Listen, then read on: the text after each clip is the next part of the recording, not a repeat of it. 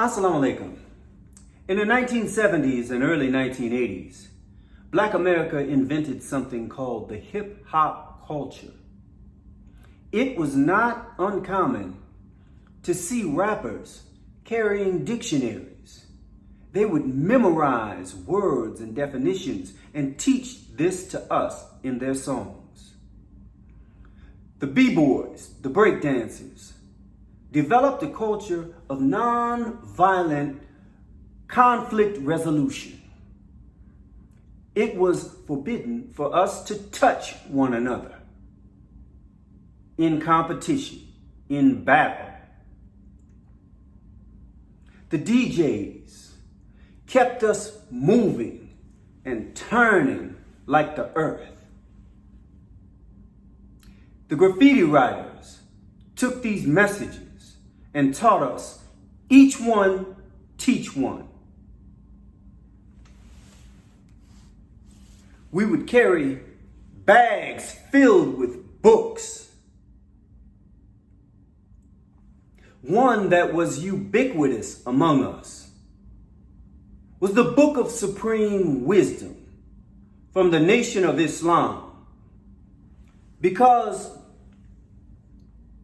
hip-hop came out of the 1960s struggle for Black American independence that was led by the Nation of Islam. And we would memorize this book verbatim. And those of us who could not recite 100% were left embarrassed among our peers. Other books that would be in our bag: the Most Honorable Elijah Muhammad's books, Message to the Black Man in America. This is a book that we saw Ice Cube reading. This is a book that Nipsey Hussle gave to others. How to Eat to Live. When we heard rappers like KRS-One speaking on the benefits of eating fruits and vegetables to help us develop and be healthy and strong, that didn't come out of nowhere. It came from here. Dr. Sebi was a student of this man, the Most Honorable Elijah Muhammad, and he got his teachings from these books.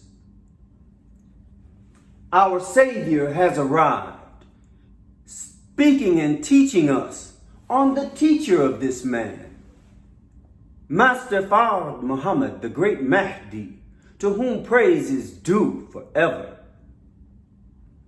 Another was the Fall of America. We knew this time was coming. These books were written and given to us in the 1960s. And we would carry these books in our bag and memorize them.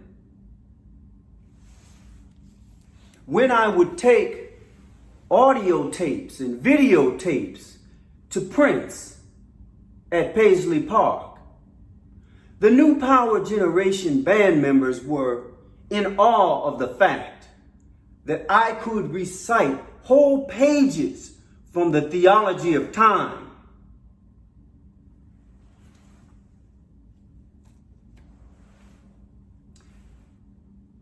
We knew that this time was coming, and we had a culture among ourselves of being highly educated. We taught ourselves. And so today, others from outside of our community have taken over hip-hop. It is no longer ours. The principles of hip-hop culture, the foundation of it being knowledge of self, has been removed.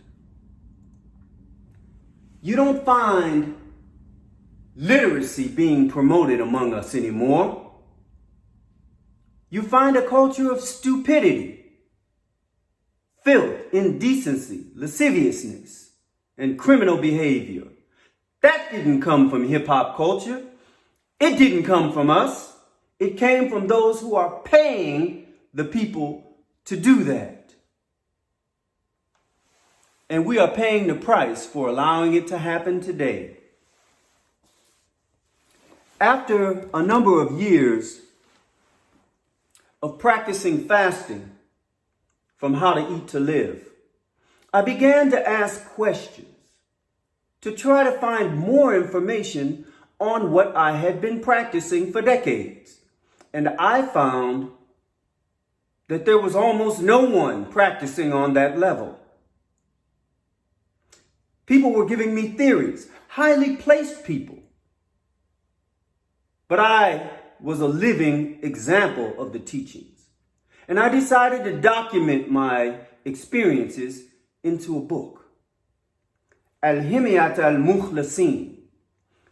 It's an Arabic title, which means the diet of the purified ones. If you notice, all of these books are in hardcover. It is because, as the 5%, we would read these books so voraciously over and over and over again until our paperback copies were in tatters. And so when we were able to find the hardbound books, it was a status symbol among us. We could read them, and they wouldn't get torn up. And eventually, we could pass them on to our children. I was asked, because my first book was highly academic and a difficult read, because our people had become dumbed down, I was asked to put it in layman's terms. And I wrote mastery level fasting, an easy to practice format of how I practice how to eat to live. Lastly, but really firstly, you see a very large book in the back, which is the Holy Quran Sharif. It's only in our original language of Arabic. It is a real Quran. I encourage you all to become readers, and especially if you come from the original hip-hop generation. You have a duty to teach the babies. You have a duty to teach the children. You have a duty to pass on this culture. You should have a library in your home. Your children should have access to books and be highly literate. I encourage you, brothers and sisters, get your library up. All of these books are available at thefinalcall.com. They are also available on Amazon. And if you would like to purchase my books, either in paperback or hard copy, please remember, Amazon is charging a lot of money for printing. They charge and they take most of the money and they give me just a little bit. But my books are available if you would like to support me. And who else would support me but my people? I would hope that you all would get your libraries up and please save the babies. We have a duty to civilize our people by the grace and permission of Allah. May Allah bless you as I leave you with the greetings of peace.